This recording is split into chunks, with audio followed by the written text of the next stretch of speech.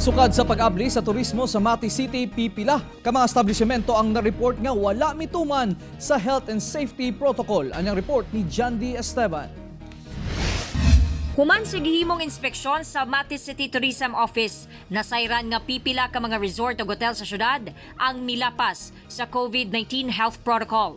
Sama sa walay hand sanitation, thermal scanning ug walay mga mask ang mga empleyado.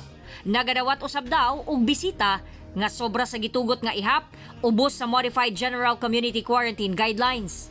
Samtang ang uban, wala pa'y certification, gikan sa DOT o uban pang dokumento, apan nag-operate na.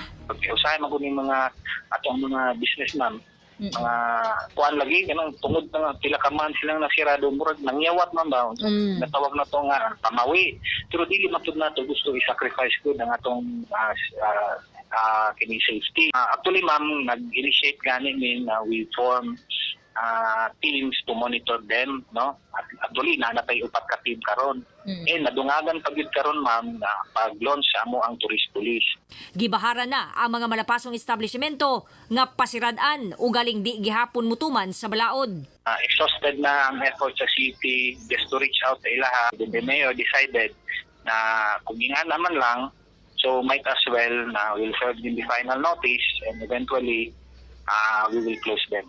Ilaw sab gikagulan nga magka-local transmission kay daghan sab daw mga bisita ang nagasupak sa social distancing o ubang health protocol. Busa ang tourist police gideploy 24/7 aron magbantay ug ang mga gahi ug ulo dakpon. Ako si John D. Esteban para sa One Mindanao.